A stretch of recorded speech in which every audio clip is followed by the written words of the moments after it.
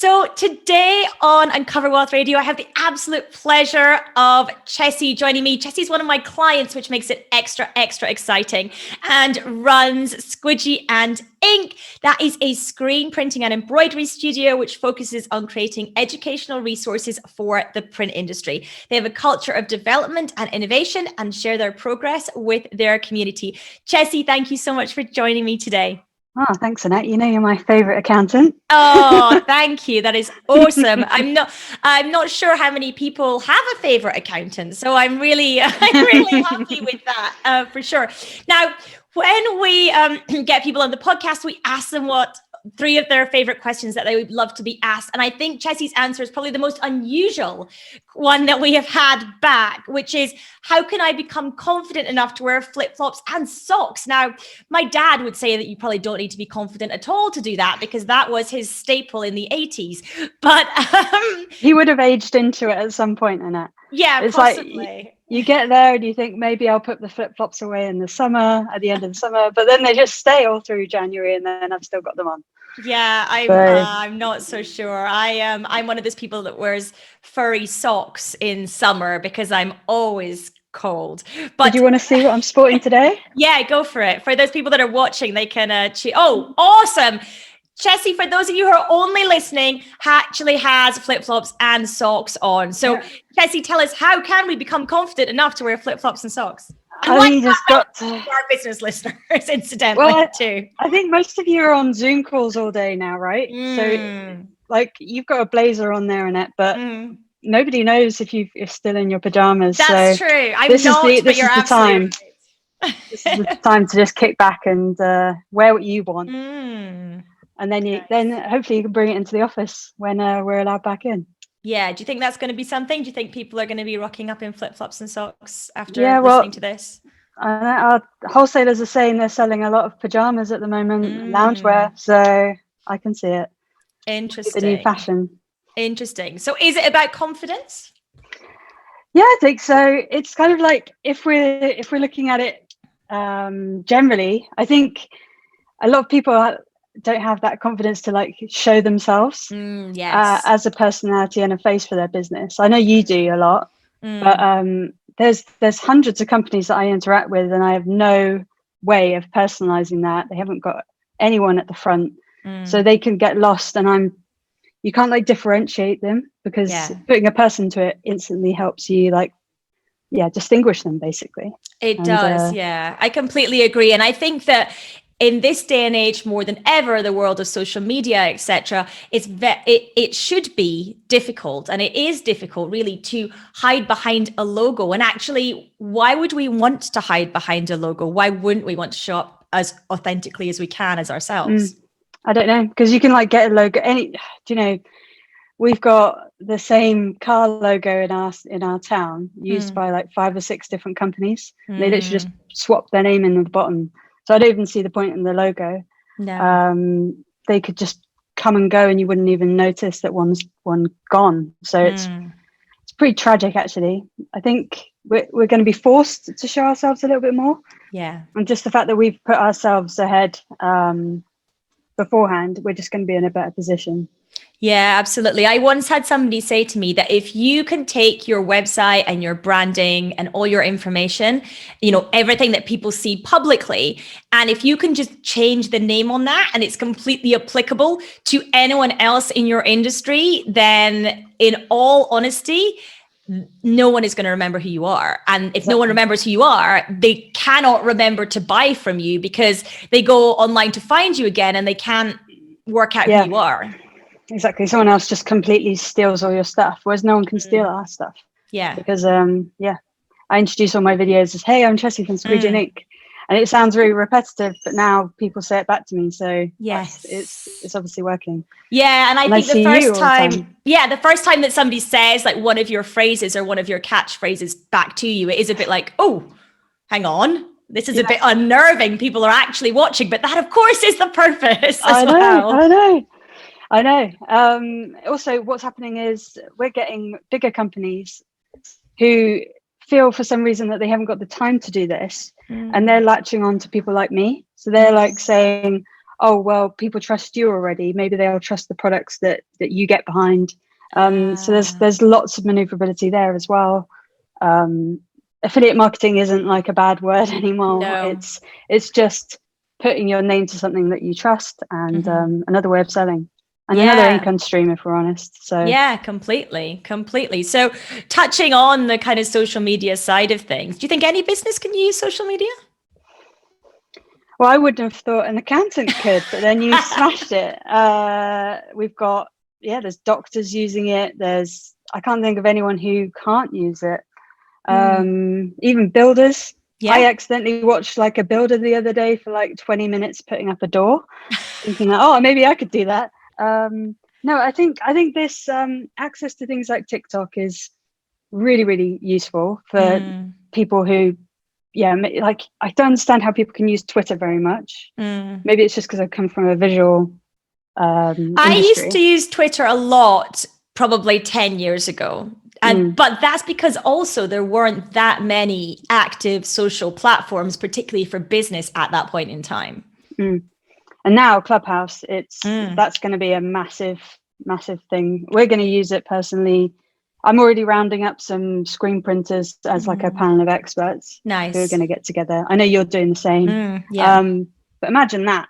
That's just literally like going to a trade show and there's like a stage there with everyone who you'd possibly want to ask questions to. Yeah, absolutely.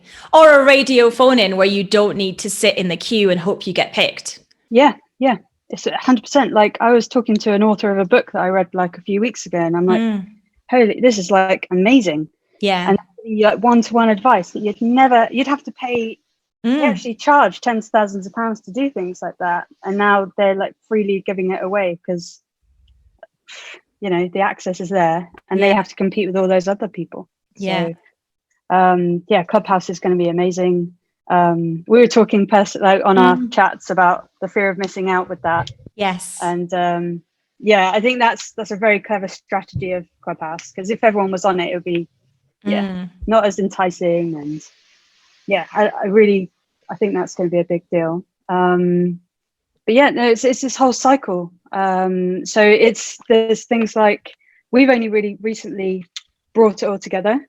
So we've got like the YouTube, which I know you've just started properly, haven't you? Yeah. We're just properly starting to kind of get into that. And that's I was speaking to Eloisa, my marketing manager, earlier today about, 2021 is the year that we need to really start nailing YouTube.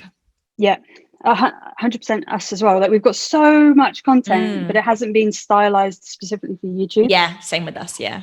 But now we've got the entire ecosystem set up. So when we do a tutorial video, there'll be a little Instagram teaser. It'll go into a YouTube. It'll go into a proper video that you can download, a blog, and it literally just goes round and round. And there's so many touch points there for everyone who wants to get involved with our content. And hopefully they'll just accidentally get like looped into all our different platforms, and then just they can't get off. Absolutely. And that's we do something similar to our content, but I often have a lot of people say to me like, oh my goodness, that's so much. How can you do all that? Like, all that kind of thing. And, I think for me, my answer often is, well, I think you have to in this day and age. I don't know how you feel about that.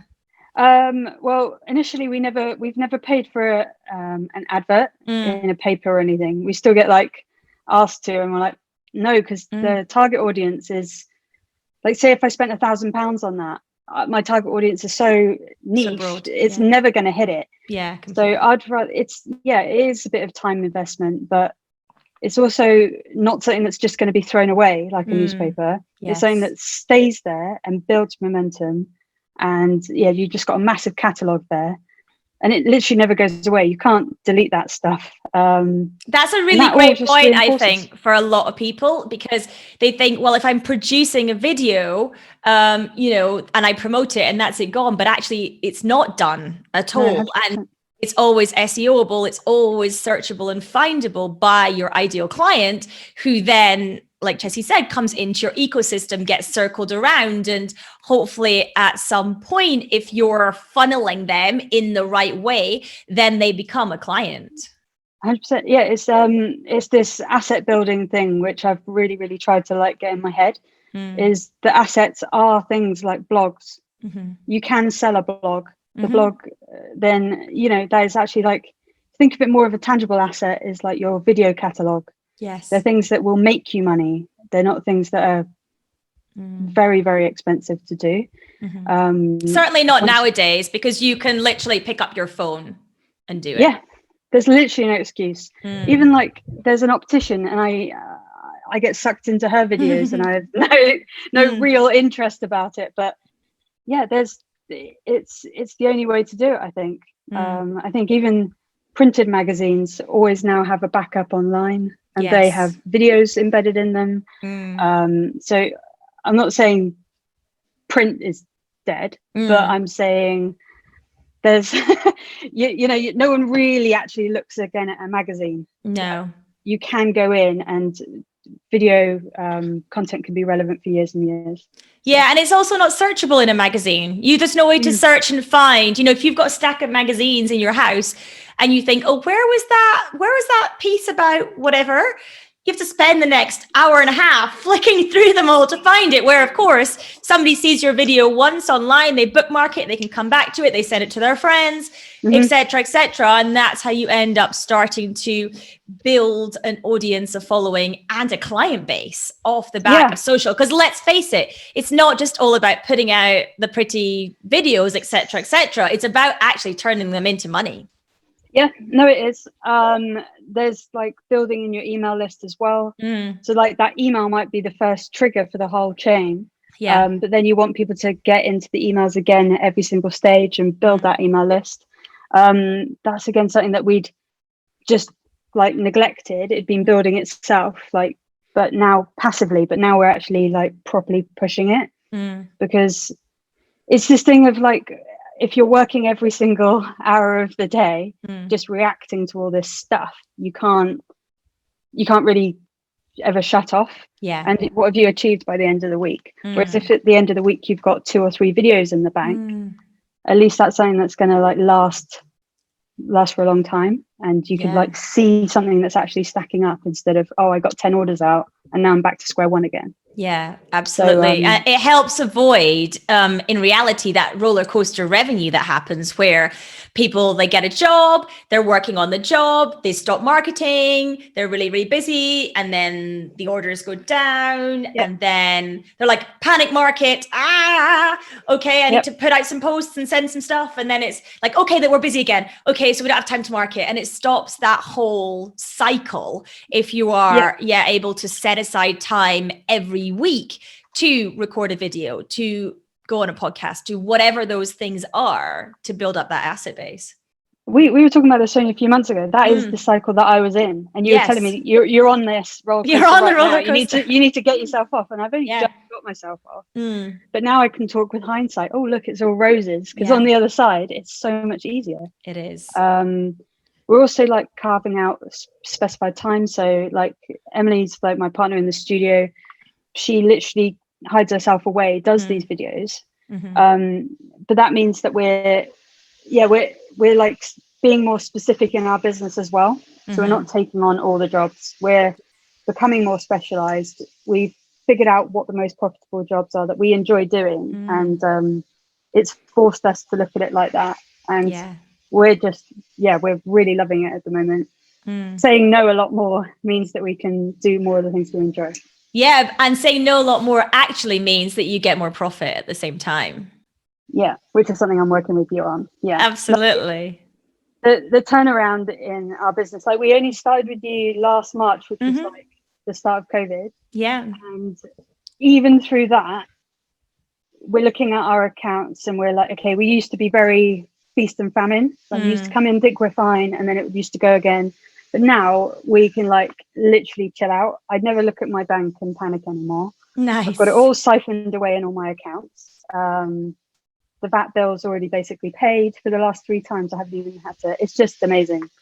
I rave about it all the time to people, and I'm probably really boring. I tell them that if you've got a business, you're not like fresh out the womb knowing about accounting. No. You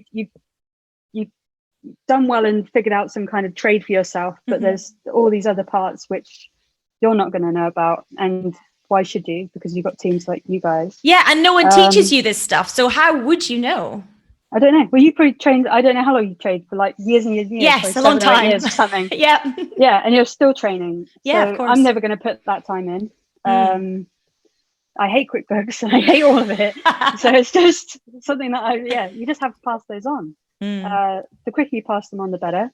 If I did it on the very first day, I would be in a much better position, but it's always that hindsight thing. Exactly. And when you're in the, the throes of starting up a business, you feel like you don't have the cash either to hand that stuff over sometimes. Yeah. But that can be a false economy, because actually sometimes if you do hand it over, you end up, as Chessie said, with more profit anyway. I know. In the first couple of weeks, I'm going to say you paid for yourself. But it sounds really thank a bit crass, but you did, because you found a very niche grant that we could access that I would have never found on my own. And then, bam, I've got capital that I would have never figured out. It's crazy. It's like I know that feeling of I'm not quite big enough to get an accountant, but I think it should be probably the first thing that you actually get. Never being what I did before I got you guys was I was embarrassed at how much money I was making, and is that justified having that kind of like team, or are they going to think like, oh, this is not worth my time? But that wasn't the case at all. No, absolutely. And that's the thing, any business of any size actually can benefit from financial support and, help in that area for sure. Now, Chessie was alluding to profit first is what she's speaking about, is what we helped implement in her business as well. So listeners, if you have not read that book by Mike Michalowicz, I highly, highly recommend that you do. We'll put a link in the show notes for that as well. So Chessie, thank you so much for your time today. It has been great to speak to you. I have loved your insights on social and flip-flops socks as well. So it's been really, really wonderful to speak to you. Thank you so much for joining me. Thank you, Annette. I'll see you next week. Indeed. Cheers. Thank you. Bye. Cheers. Bye.